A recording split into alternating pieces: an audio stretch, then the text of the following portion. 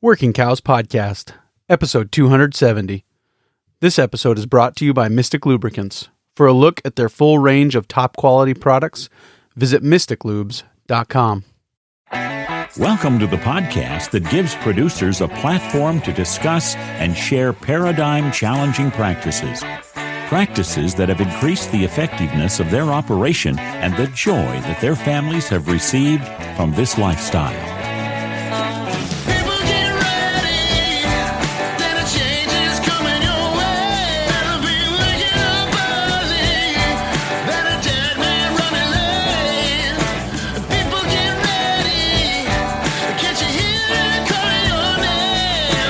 Howdy, everybody. This is Clay Connery, host of the Working Cows Podcast, powered by the Global Ag Network, and this episode is brought to you by Mystic Lubricants. Since 1922, Mystic Lubricants has been providing superior performance and protection for farmers who demand the most out of their equipment.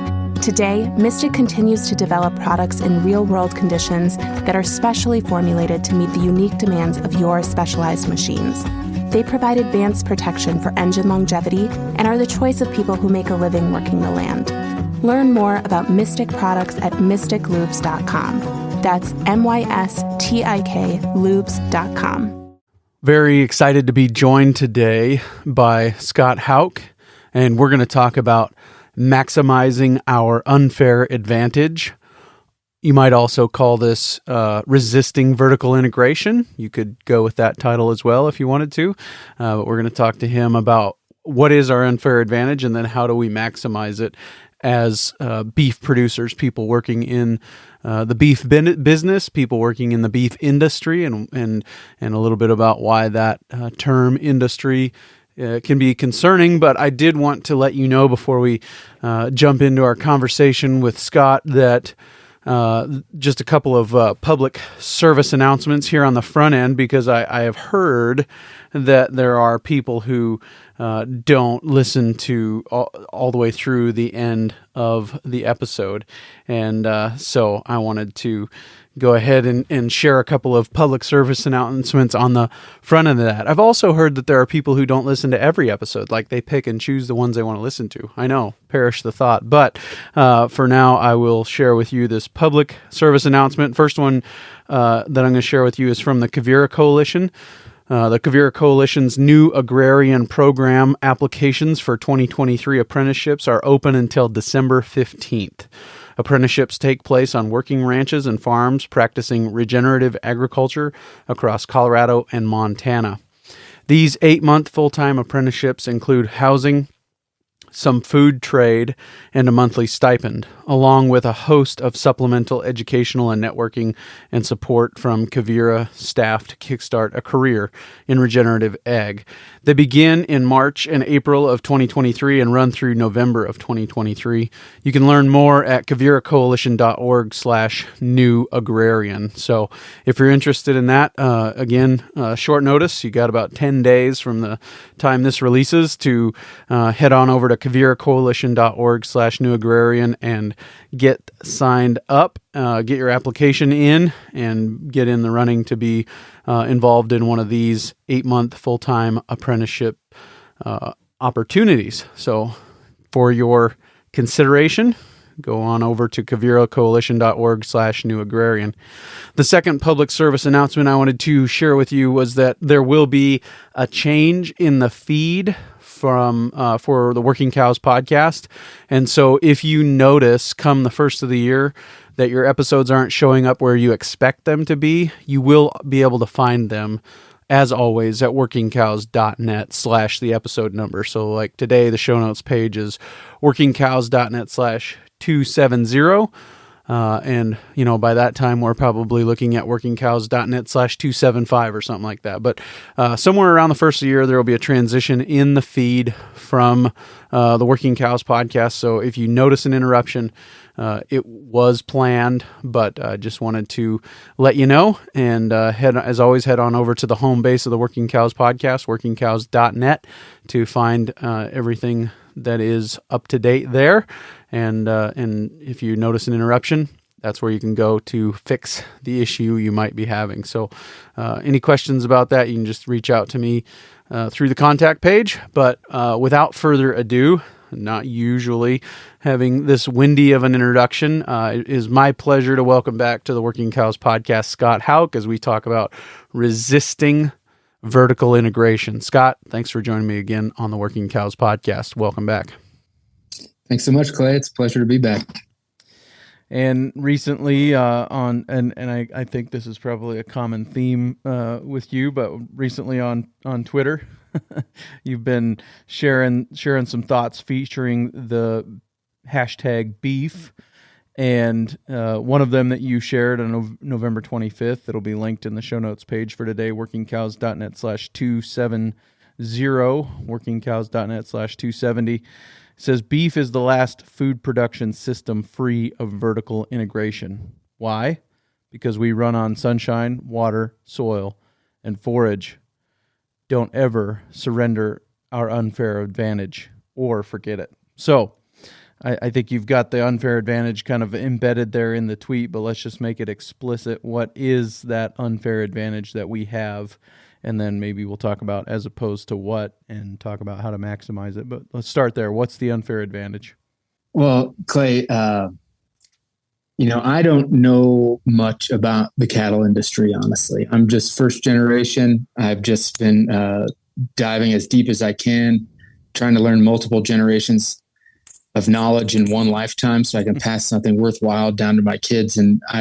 But what I think I do have a gift for, other than doing a little guitar playing from time to time, is seeing the kind of the essence of things, and things just become very clear to me. And if it's true, it kind of hits me right in the heart. And if it's not, I kind of am repulsed, And so that's just something my whole life I've had some sort of a compass towards seeing things that work.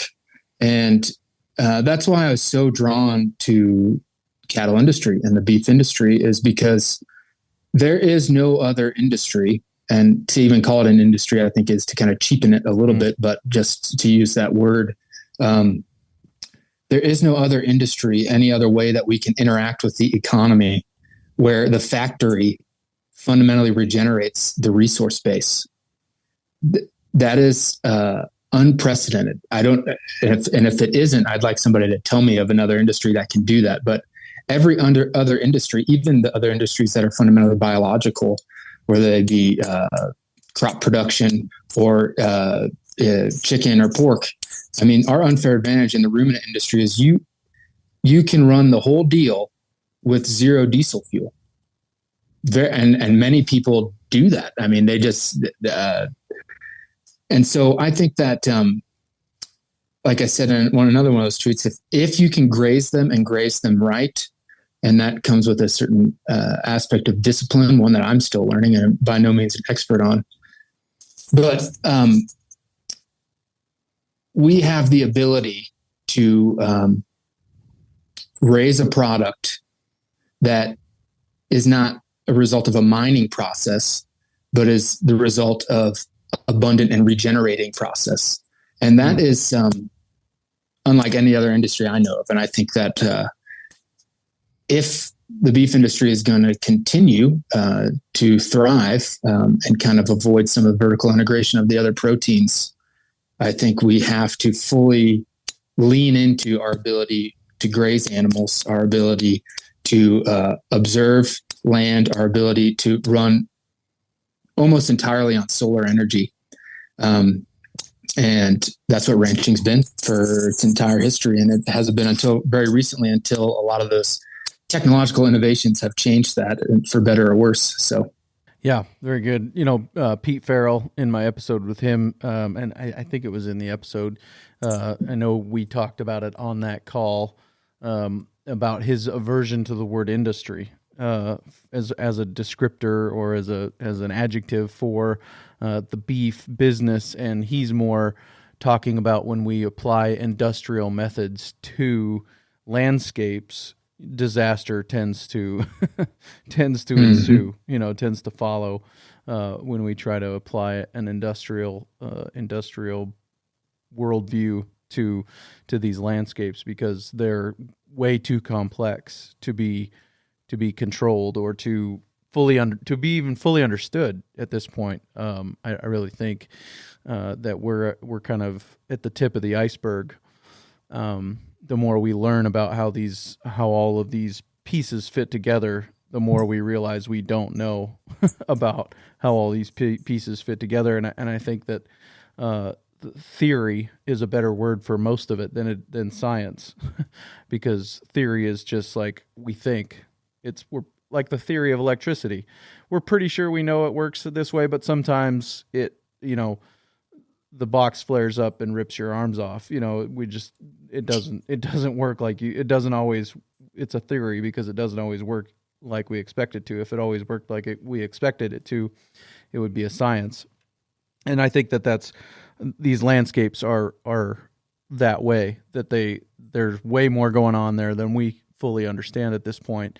And so when we try to approach it with an industrial approach, we are a lot of times unraveling a system that was really well designed by God, in my opinion, in my understanding, and sometimes the consequences of that are take generations to undo that unraveling. And so I think that all fits into what you're talking about as far as our unfair advantage, that these things are well designed.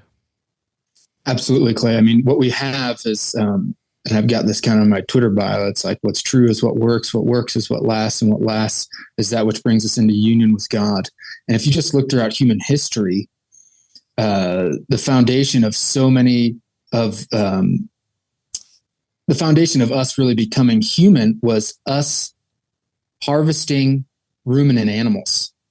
And so we're really talking about a relationship and a deep pattern that is mysterious in its breadth and depth, and really serves as what should be the foundation of an entire civilization.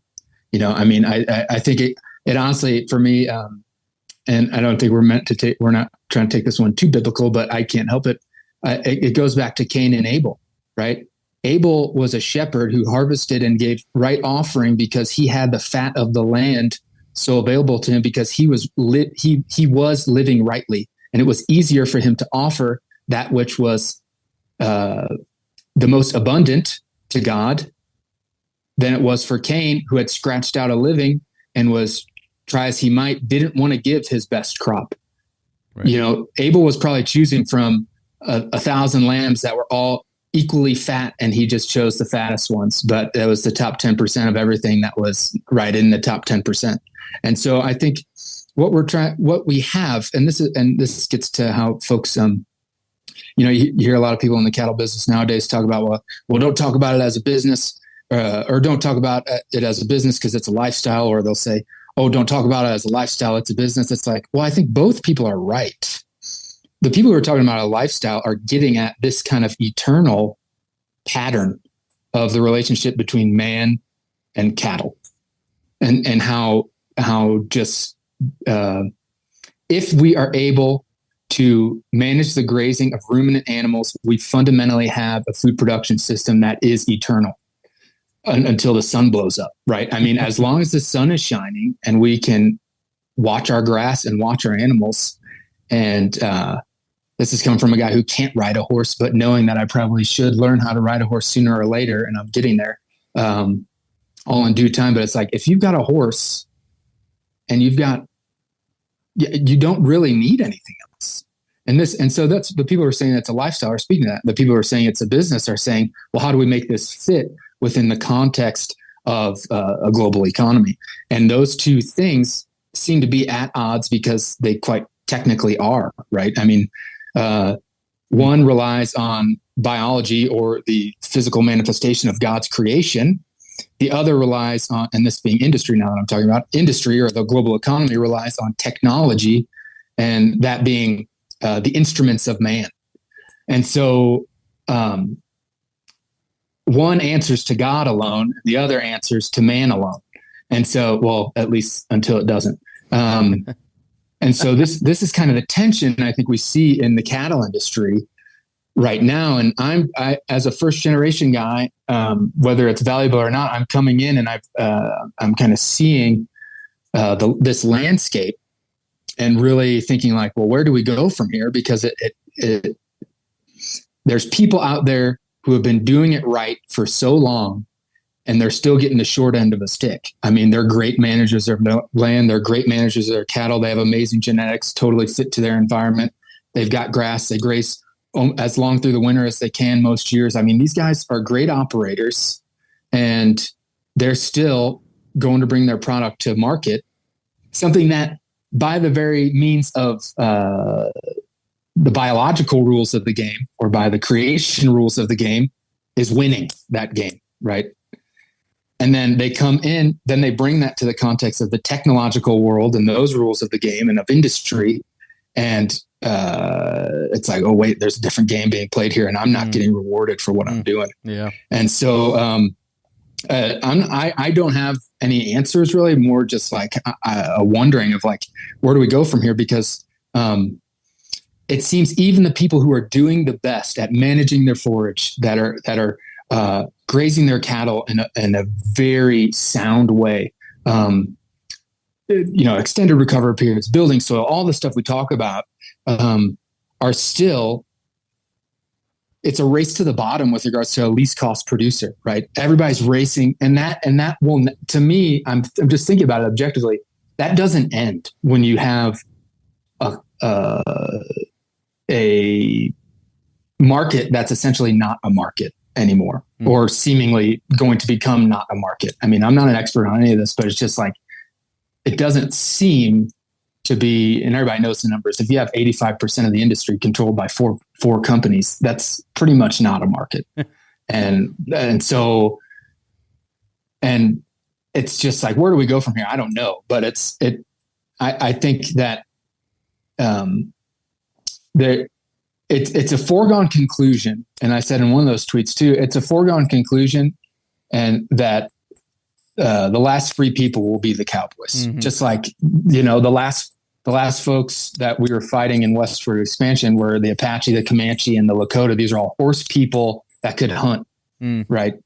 And so it's a similar relationship. And so it's like the last free people are going to be the cowboys, but it's like, are we going to have a town to bring our surplus back to? Are we going to have a rural community to return to? Or is it just going to be, are the cowboys going to be destitute?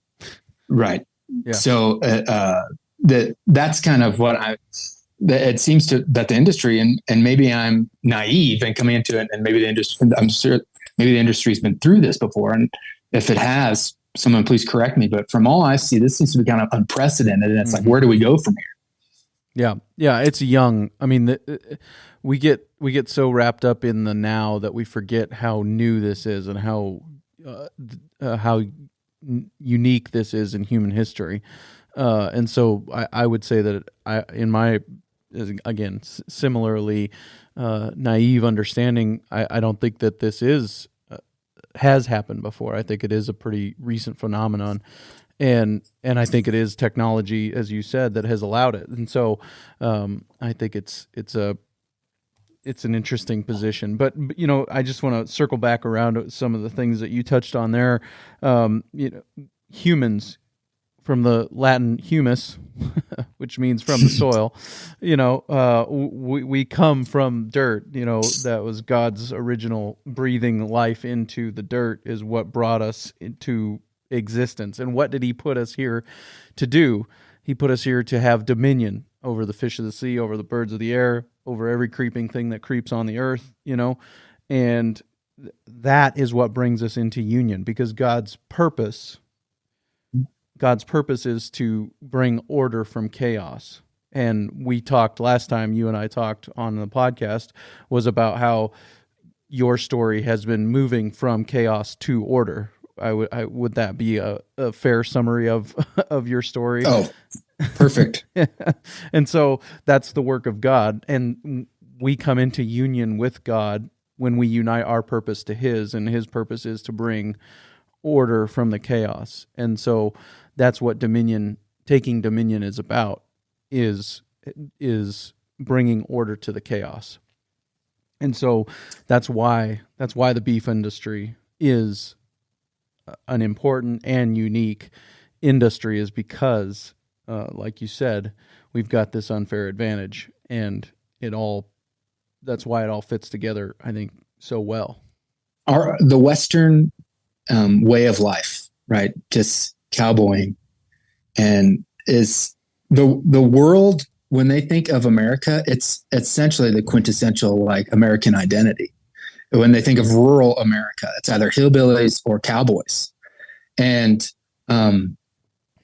people, there's such, and I think this just goes back to the deep subconscious. Why is this something that sticks with people? And it's because it's true, right? It's, people may not put words to this, or maybe they do, but it's like, they see that culture, they see that way of life, and they see, wow, that is a way that man has brought order to the chaos of nature in a way that is ordered enough to build a civilization around it, right? And the more I think about it, the more it's like, man, we need to just like, why are we not, and I'm certainly biased, but the more I think about it, it's like, why are we not all in as a country? We need to be all in on cattle as the production system that is the foundation of our nation, right? We have the ability to raise here, to finish here on forage. I'm very confident of this, actually. My basic arithmetic has proved it to be true, so it must be. But I'm very confident we could finish 30 million head of cattle on forage in this country. I have no doubt about that. There's, and someone please check me on my math, but there is roughly 40% of all the corn and soy acres alone in the country go to ethanol production, and you get maybe it's at best it's 1 gallon of diesel to 1 gallon of ethanol. At best, I've seen some people say it's 1 to 2. So at best, it's a net neutral system. That's like 30 million acres of corn and soy. We could easily finish, and that's not even counting grazing rangeland better, grazing meadows better, grazing irrigated ground better. It's not even counting any of that. That's just, and this is why I think, unfortunately, and like I keep saying, I really am open to being correct on this, because I'm kind of exploring some of these ideas newly, and I want to get from people who have been in the cattle business and in this way of life for much longer than me to correct me on this, please, if I'm wrong. But it seems to me that the industry is caught up, and cattlemen are caught up seeing the scarcity side of the equation, right? There wasn't enough talking about the weather and talking about the markets, two things that are completely out of their control. The price the packers are going to give you and whether or not it rains is stuff. It's like, and that seems to be all people like talk about or worry about. And it's like, that is the exact opposite attitude of what brought people west in the first place. Like these great pioneers, the ancestors of the people who have been out on these landscapes, who have developed the skills to live in this place, raising cattle for generations, and for what I think is time eternal forward. Those same skills can be applied all the way into the future, as long as we want to. But it took pioneers to come out here. And now that there's no more land, it's like nobody knows where to put that pioneering spirit.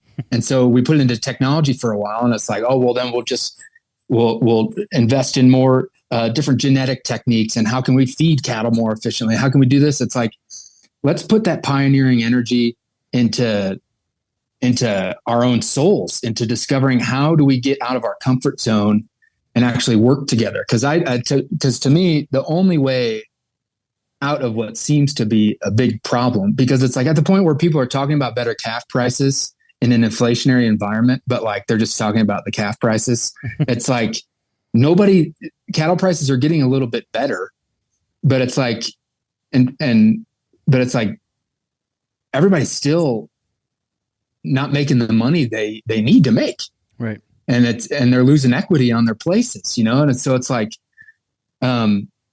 how do we get out of this? I think we need to have the courage to go from what we know into the unknown. So it's that same pioneering spirit, but we need to apply that now to how do we actually kind of marry some of the biological truths and the deep truths of creation that make this way of life so bountiful if we're doing it properly, and then apply that to our thinking about how do we market cattle, how do we work together. And so, these are some of the things I've been thinking about recently that I've got my wheels really turning. I can tell. But like you said, it's that pioneering spirit was driven by an abundance mindset, and it worked because it was, I don't know about their practices then, but early on you said we are in a system that is abundant and regenerating, not mining.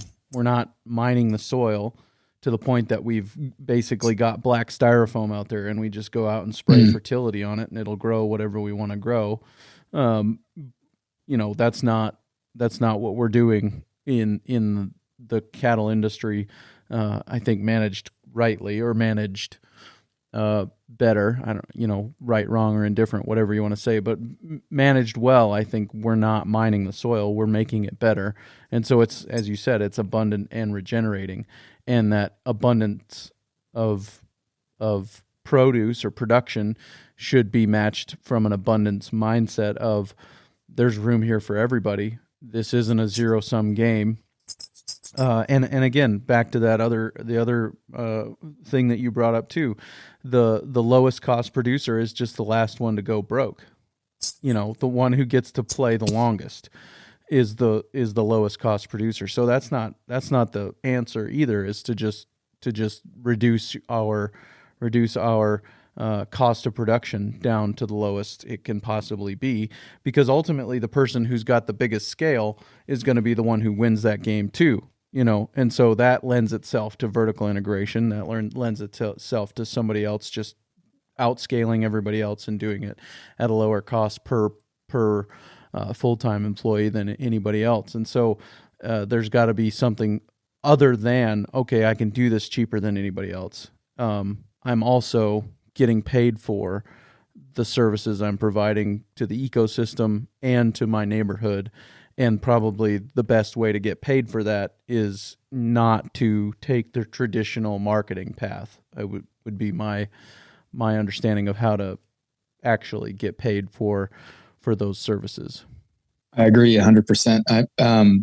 And whether it's building the relationships necessary to even know when or where or how those, let's call them ecosystem benefits or rangeland services that we're providing, how to get paid for those, whether that's coming or not. Well, that takes a lot of time and research and energy and courage to just get out of your comfort zone and call the right people, right? It's not necessarily an enjoyable or a fun thing. Direct marketing of your products is not, how do I say this? Well, I love talking to our customers.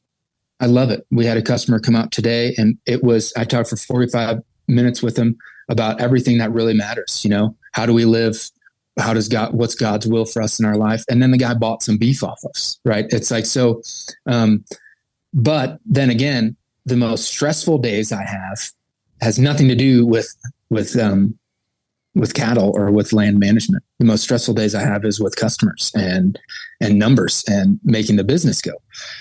And so how do we, so I guess what I'm saying is it's that this process of going from what we know, which is managing cattle on land in a way that regenerates the resource base towards genetics that function through thick and thin, right? How do we go from that to something that works in the modern economic landscape? Because like I said, it just does not feel right. And maybe it's just not fair, but it doesn't feel, I guess what I'm trying to say is it doesn't feel like capitalism. I guess what I'm trying to say is, because for me, capitalism, and from my understanding of what capitalism is, it's not what we're necessarily seeing now. It's who is providing. Capitalism should be neighbors, communities, up to the state level. I think that's maybe the most that we can probably comprehend in our small little brains is that level of economy. But how are we having mutual beneficial interactions and trading mutually valuable goods and services? Okay, and there's immediate feedback in that because we know our neighbor, we know the community we're in, we know our customer, and like we tell customers in direct marketing in that world, we tell customers, well, it's good to shake the hand that feeds you. And I was thinking about that. I was like, man, that's the same thing. If all these cow-calf producers actually shook the hands of JBS and Marfrig executives, they would never sell them another calf ever again. They would be disgusted about these guys because these guys are I mean, you don't have to do too much digging to know that they're crooks and criminals. And it's like, I don't want to sell my product to a criminal because that's not the type of world I want to live in. I don't want to live in a world where my blood, sweat, and tears is becoming the economic unfair advantage of somebody who doesn't look to preserve my way of life, but actually looks to destroy it. Right. And it's so I think, how do we move towards this? It's like, well, we need to, to me, it's about how do we work together? We need to talk to each other about something more than just the markets and the weather. We need to talk to each other about like, well, let's say we got 10 guys in a county that are all sizable cow-calf guys. Let's just, for the sake of numbers, let's say there's 10 buddies. They all run 100 cows. Well, I'll guarantee you 2 of those guys, one guy doesn't really care what he runs. He just has the cows because dad had them or whatever. And he'd be fine running yearlings.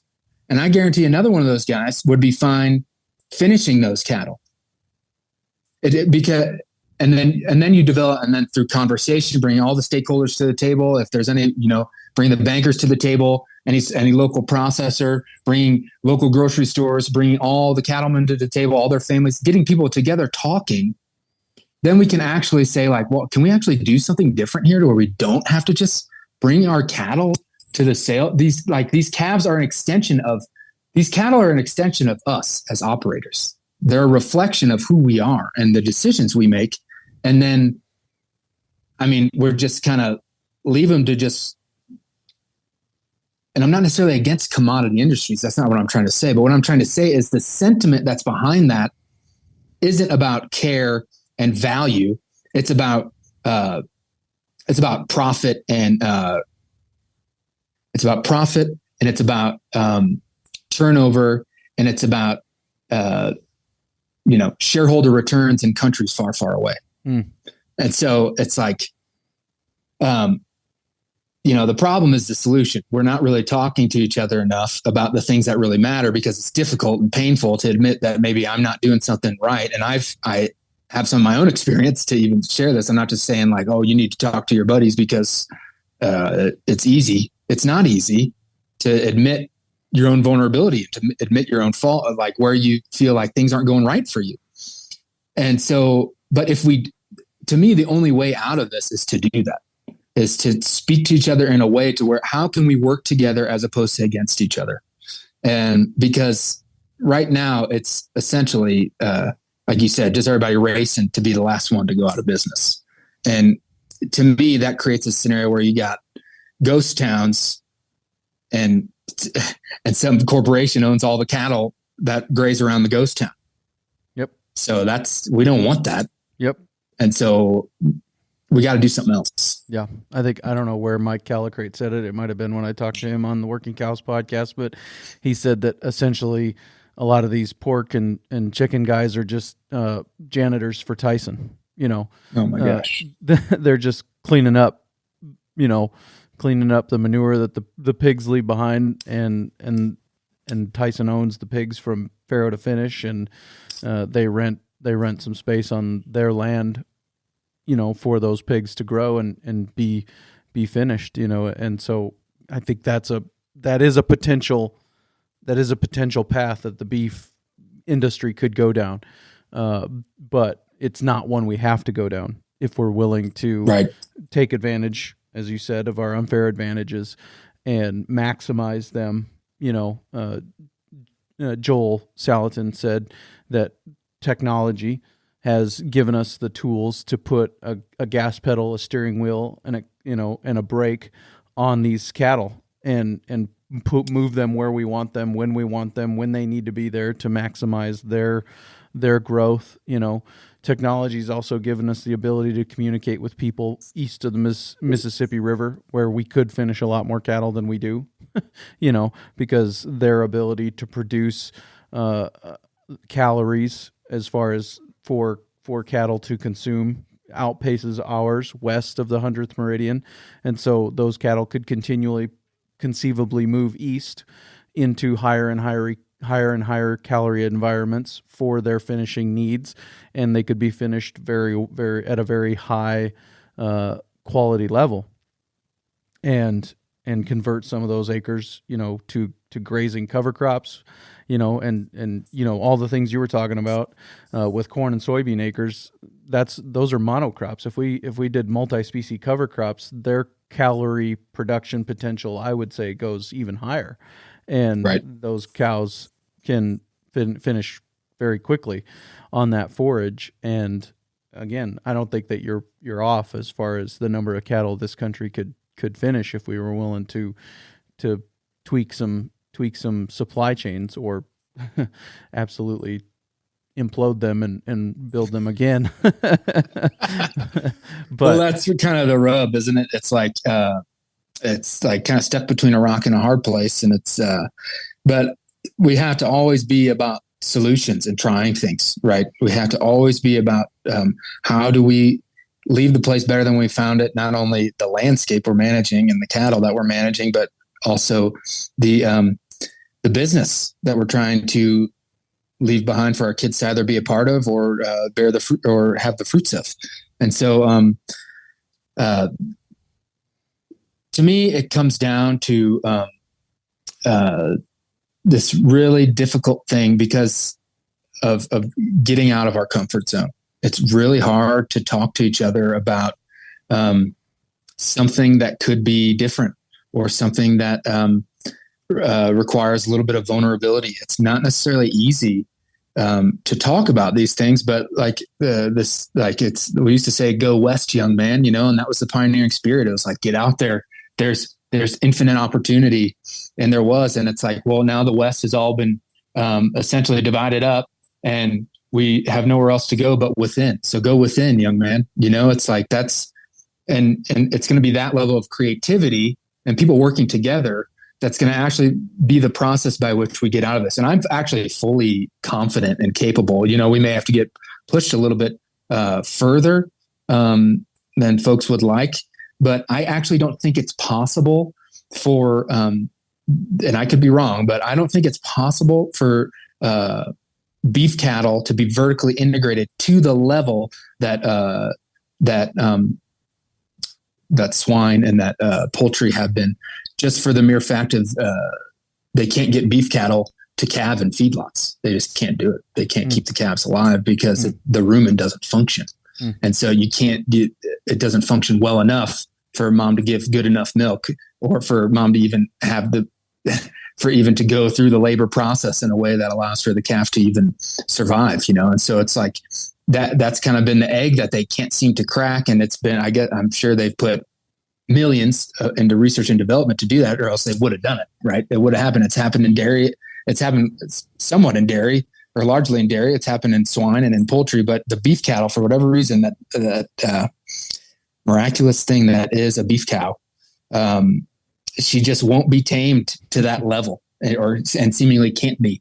And so this is, I think what it is it's just continued recognition of the, like we start off with, the unfair advantage we have in this way of life, in this business of having something that is so true that if we do it right, it will work. And so, and it will work for as long as we want it to work. And so the difficult part comes in, well, how then do we integrate that with the physical and the economic system that we find ourselves in? And that's the rub. What we've done on our ranch is direct market beef, and it's by no means been easy. right? It's been very painful when honestly, sometimes, and more from an ego standpoint, if it's like, because as we're getting better at this, not everybody, you can't be everything to everybody, right? You'll have people complain about product that you think is a great quality product. How can you get any better than this? But you have people complain about product. You have people that are difficult on you in the sense of like logistical challenges and timing of delivery and all these sorts of things that have nothing to do with raising the cattle properly or taking really good care of the land. And so it's part of me wants to say, well, just, flip them the bird and say, well, I'm out of here, but it's like that. I can't make a living for myself without doing that. So I need to take a bite of humble pie and do what is necessary to continue to make that part of the business work. And I actually feel grateful for that because it's this continual feedback that makes me think outside the box, more likely to listen, more likely to try to see from other people's perspective, and help me to critically think in the way that actually keeps the ranching side of the business fresh and renewed. Right? If your only part in the cattle industry is just raising calves, then it's going to be really easy to get stuck in ruts. Even if you obsess over the grazing or over the genetics or some aspect of it, it's going to be really easy to get stuck in ruts because you're never thinking about anything other than that. And some of the best thoughts that I have about how to be a better cattleman, how to be a better grazer, what to do with a certain field, and reflecting on the state of a certain field and some of the weed pressure or these things or water availability or any of these things, some of those best things will come to my mind when I'm interacting with a customer. And it's like these dots are getting connected that I don't understand how or why. But it seems to be that when we have a more holistic approach, we get more holistic answers. If that makes any sense. Yeah. I mean, when you're not closed off to that as a possible answer, you've got to be even open to that answer coming to you to get that answer at all. So, and I think that kind of what you've been talking about here is reminded me of something that Alan Savory always says whenever you have him or asking him a question, where he always starts is imagine the life you want. Like, what do you want to do? What do you imagine the life that you want to create, the world you want to create for your family and for your neighborhood and for, and so does the life that you want involve is dealing with people as your customers purchasing cuts of beef from you? Is that the life you want? If it is, then you can go and create it. And if it's not, then you can do your part in that supply chain to create a great product that can get passed on to somebody who's willing to pay you more for it than you would get in a commodity system.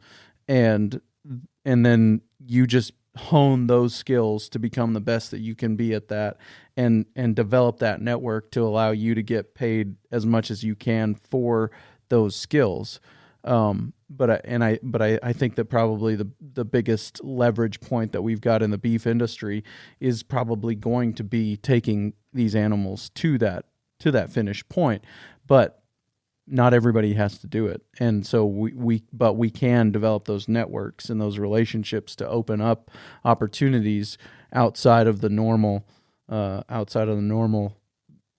chain that they have been going down, and reap the benefits of that labor. And it's all work. Like you said, it's all work, developing those chains, developing those networks. It's all work. But so is, calving in the middle of winter to raise the biggest calf you can, to send to town in November. That's work too. It's just a different kind of work. And again, we won't change until the pain of staying the same is greater than the pain of change. And so we've got to get to that point where we recognize where this is all headed and say, okay, what are other opportunities? What are other options? And pursue those other options. Absolutely, Clay. For me, in our business, our one big thing for us that's been most difficult is being able to get an offer traceable, consistent source of where the cattle we're finishing are coming from. We'd tell people, well, we got some of these from over there, and that we know them, and they've got the practices that are up to our standards. But that was getting harder and harder to find here locally. And then we were like, well, maybe we just need to get some of our own cows and then raise them all the way up. But that's not an efficient use of the feed that we have access to. And so that has kind of become a dead end. And this has all been in 6 years. So that you're seeing a lot of iterations of a business model with a lot of feedback that is very difficult to work through. But we wouldn't be where we are today, which is with the opportunity and to be strictly in the finishing business and in the marketing and in the distribution and the sales business, and to work with a ranch here in Colorado that can send us the quality of cattle that we know our customers want, and essentially as many as we can finish. But we wouldn't have gotten that opportunity, or we wouldn't have even had the chance to have the conversation that led to both of us operators knowing that this could potentially be a good relationship. We wouldn't have had any of that if I wouldn't have taken a big, deep breath and kind of asked the first question, well, how's everything going for y'all? Are you satisfied with what you're getting for your cattle? And like, do you think there's a better way? Are you open to, or would you be willing to send us cattle, and figuring out a deal to where that'd be worthwhile for them? And so this is, these are all, the hardest part is just asking that first question, right? The hardest part is just stepping out from what of just like, oh, well, I could just talk to this guy about cattle, or I could go into the unknown and ask him if he'd be willing to send us cattle, and him say, absolutely not. Don't ever ask me again. That's ridiculous. We know what we're doing. We're not looking for any partners, none of that. Right. And that would that'd be a bruise to the old ego, but, we have to find what we're good at, be willing to do the things necessary to scale what we're good at, so we can actually bring a product to the customers, whether our customer is a yearling guy and we're in the cow-calf business, or whether our customer is a finishing guy and we're in the cow-calf and yearling business, or just the yearling business, or whether our customer is the consumer and we're selling them beef. We have to be willing to do what we're good at, know that we're good at that, and then be unafraid to communicate that to people in our community who are in the same business, and not see each other as competitors. Well, I just need to get a bigger calf than him, but see, hey, do you even like having cows at all? Would you be wanting to run yearlings? Like, just asking people these sort of questions, because we don't know the answer until we ask.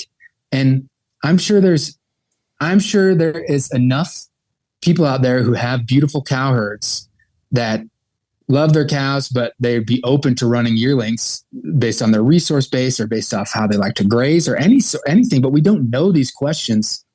We don't know the answers until we get out of our comfort zone and ask some people the difficult question. And the most difficult thing to say sometimes is like, hey, are you willing to work with me? Right? Yeah.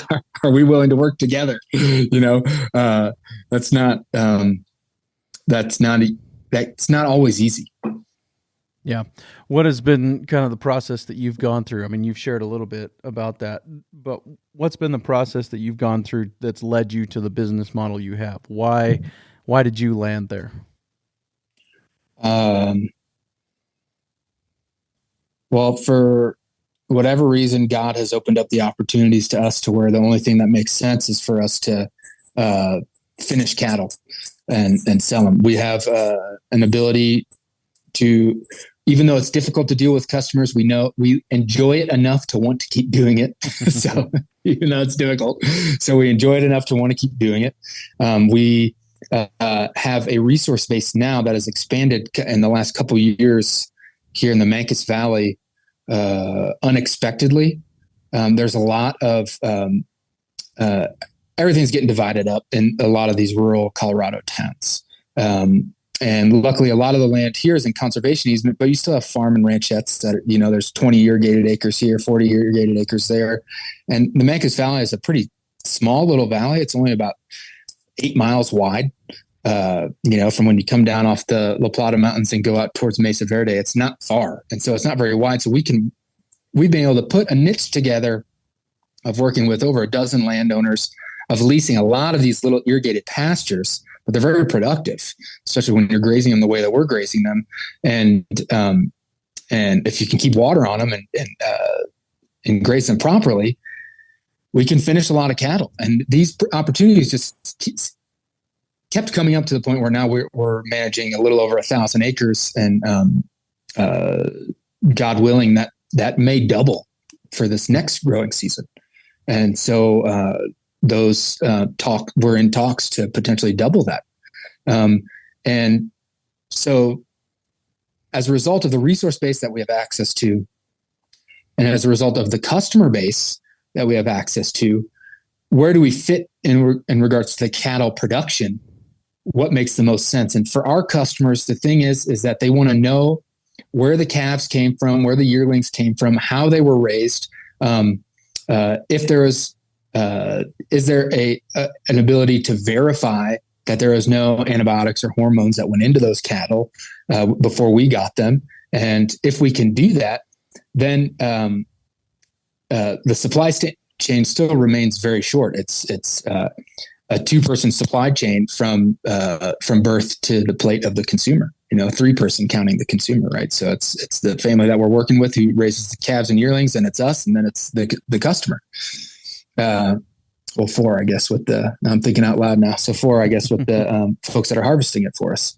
So for whatever reason, this is kind of what has come up, and as a result, we're really focusing in on the beef entirely. And kind of, we've raised hogs in the past, we've raised chicken in the past, and doing whatever we could to be diversified on the little piece of land that we have and to make that go. But with our resource availability, it's just made the most sense from a quality of life standpoint. It's a lot easier for me to raise 100 to 120 grass finished cattle and get a guy to part-time to help me irrigate than it is for me to raise 80 hogs a year, 50 head of and the sows to raise those pigs, and 50 head of cattle and all the chickens and get it all processed. It's like, from a quality of life standpoint, we can actually put ourselves in a better ecological state. We're a part of the land to market program through Savory, and the land that we were raising the hogs in and the chickens was coming along well and was getting healthier. But the land where we were doing this high stock density grazing and moving the cattle on and moving them off, I mean, anywhere from moves every few hours to moves once a day or twice a day, or once every 2 days. It just depends on the context. But the long and short of it is that the data does not lie. And where we were raising the cattle and doing that sort of grazing, the ground was coming along in almost seemingly miraculous fashion. I mean, it was because really this is cow country. It's a hoof and ruminant country, and so it just makes more sense that the landscape would respond so much more intuitively to that sort of management. And so, anyways, so from, like I said, from a quality of life and a family standpoint, it's much better for us. From a land management standpoint, the data, we got that data back, and it was like, well, we can't really ignore this. If we're really about being regenerative, this is what we need to do. And it's going to be difficult for us to go from selling 40 to 50 beefs a year to 100 to 120. That's not necessarily an easy thing to do, even if you have the skills to do it. Right. And so that's a little bit scary, but we're grabbing it by the horns, and we're going to make it happen. God willing. And then the final thing was financially. It's just, I can leverage my labor over a lot more revenue dollars. And like I said, 100 to 120 grass finished cattle that we're marketing than all those other ancillary, valuable, but difficult to get efficient and effective. I mean, there is such a thing as death by diversity. And this is a bit of a tangent, but I've experienced this. We have been fighting for our lives as a business, and still grateful that we're able to make a living. I'm not saying that we're by any means going broke or anything like that. We're able to make a living, but it's been, I think, more difficult than it would have been if we would have focused on one thing and gotten really, really good at that one thing. but our resource base, our land base didn't really allow us to do that. We had to diversify and in order to do that. We couldn't make a living just selling the cattle that we raised off our place. It wasn't, even if they're all grass finished and sold at the highest dollar, it wasn't anything we could make a living doing.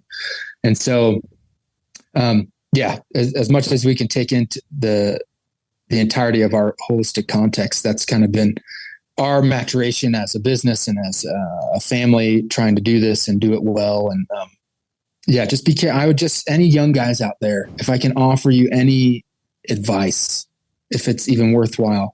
My dad says, that's my 2 cents and that's what it's worth, so whatever, if it's worthwhile advice, don't try to do too many enterprises right at the beginning. There is very much death by diversity is real. It's really hard to get efficient and effective at all those things. Slippage of money and time and resources becomes an all too common problem. And it did for us. Maybe you're better at it than me, and I hope you are. And Godspeed, But it's difficult to run a multi-species enterprise and direct market everything and do it all well. It's very difficult. Yep. And scale tends to be a challenge, as you've alluded to as well.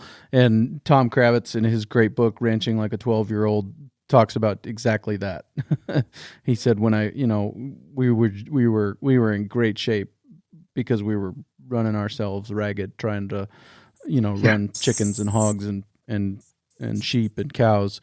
And that diversity of all their different digestive systems and their hooves and their mouths and the way they all approach landscapes is great, and it is. But at the end of the day, I'm team people all the way. And if a billion or a trillion microbes have to die for my people in my grazing plan to thrive, then I guess that's a sacrifice I'm willing to make.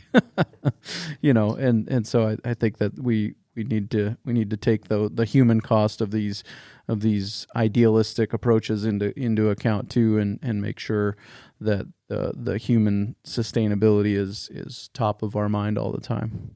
Well, that actually is a really perfect application of the word sustainable, right? Because it's like we can do all these regenerative practices and build these businesses that are incredibly diversified and direct marketing and everything. But it's like, can you sustain that? If you can't sustain it, if the people aren't able to stay in a state of being that is healthy, where mom and dad aren't constantly bickering or worse over the details or over the inefficiencies or over the money or over all these sorts of things. And just, if the people are having their needs met, then actually that is the fundamental basis upon which we design our ecological businesses, right? It has to be all about people. Otherwise, there's no point to any of this. It's totally, and I was very naive, getting into regenerative agriculture. And I'm just going to be honest, like I wanted to be Joel Salatin of the West, I wanted to be the guy who took all these practices and made it work in a brittle landscape and did this and did that and yada, yada, yada. Everybody pat me on the back.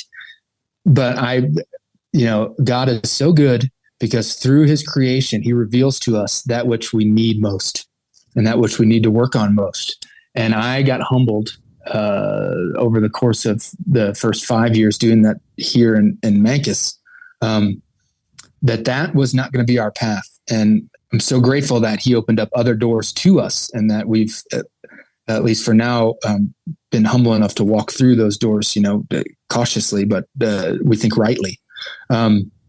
It's just a matter of, we need to focus on, can I do this my whole life as me, Scott? Can Scott manage this business until I'm old in a way to where if I'm doing it when I'm old, I'm not broken, but I'm still enjoying it? And I can see myself moving electric fence that way. It keeps me limber, keeps me moving, but it's not the most taxing thing in the world either. It's kind of the best of both. And am I able to do it in a way, and this is another Savory quote that I love so much, where I can be the person to where I can be everyone around me wants to help me reach those goals. So I can be a father so loving and so caring and so thoughtful to where my kids want to be out there with me. I can be a husband so loving and caring and thoughtful to where my wife wants to cheer me on as I go after, as I go out to move the cattle for the 5th time that day, because I just love it. I just love it. And so, but I have to carry myself in a way to where I'm a joy to be around. And if I'm running myself ragged, I'm not going to be a joy to be around. So it's, Clay, I appreciate you saying that, because I think sometimes in regenerative agriculture, we get caught up in the substance of the thing and miss the essence of the thing, right? Like we get caught up in like multi-speciation and cover crops and all the stuff. And it's like, it is and it is not about any of that. Right. It more so is about, can our families gather around a table of the food that we grew, that we sell to our customers from now for as many generations as we want to do it. And be better off as a result of it. That's right. Right. And here's the thing. The bottom line is technology serves people. People don't serve technology. Amen. And my goodness. The bottom line is ranching serves people. People don't serve ranching. Landscapes serve people. People don't serve landscapes. And so I think we need to keep all of those things in perspective, because the flip of that, people serving technology, people serving landscapes, people serving ranching, that's idolatry. That's worshiping something other than the one true and living God. And so we need to avoid that at all costs, because idolatry is slavery. And you become enslaved to technology, you become enslaved to ranching, you become enslaved to landscapes when they replace God and people as the primary things that you are serving, because that's what Jesus said: love God and love neighbor. That's the summary of the law. And so whenever whenever those two things get replaced by something else, we end up slaves. And so we need to make sure that we're avoiding that. And I have no idea how we got there from where we started, but it was a good conversation. No, it's perfect, Clay. If we want to remain free, that's what we need to keep our focus on. And that's the gift we've been given, is that we can choose to remain free by focusing on that which is eternal. And yep. That's it. Yep. Very good. Well, and I don't think we could talk about this for hours and not be any closer to cracking the nut than we are now. And I think it's a good place to wrap up. And if you got some time, I wanted to do some bonus content on some of the other out of the box ventures you've been on recently. But for now, I'll let you go, and we'll capture that bonus content on the other side if you're content with where we're at. I am, Clay. Thanks so much. Since 1922, Mystic Lubricants has been providing superior performance and protection for farmers who demand the most out of their equipment. Today, Mystic continues to develop products in real-world conditions that are specially formulated to meet the unique demands of your specialized machines. They provide advanced protection for engine longevity and are the choice of people who make a living working the land. Learn more about Mystic products at mysticlubes.com. That's MYSTIK lubes.com. Very good stuff there. As always with Scott, really appreciate him taking the time to join me and share some of his thoughts. And he has as always, been on fire on Twitter. And some of his latest tweets will be linked in the show notes page for today at workingcows.net/270. workingcows.net/270. You can go there and find that some of those tweets and some of the other links that are relevant to Scott and what he's got going on, him and his family have going on. Really looking forward to next week on the Working Cows podcast. Going to be welcoming back to the show Ray Markser, author of Cowboy in a Corporate World. It's a fantastic book. If you haven't gotten your hands on a copy of it, it's very well laid out, very well put together, very well written. It's just a great book. Hardcover is well worth getting. Would encourage you to go and seek that out as well. But we're going to talk to Ray about one of the chapters in his book where he talks about employee retention and how they had gone about retaining employees through a compelling mission and vision. And so we'll talk all things employees with Ray Markser. Coming up on episode 271 of the Working Cows podcast, we'll talk about finding them, getting them, keeping them, and what to do when they don't work out. We'll talk to him about all those things real soon on another episode of the Working Cows podcast. We invite you to visit workingcows.net to subscribe to the show via iTunes or Stitcher. You'll also find detailed show notes pages, resources from our guests, and the industry leaders who have influenced them. For more ideas on putting your cows to work for you in a more profitable way, tune in next week.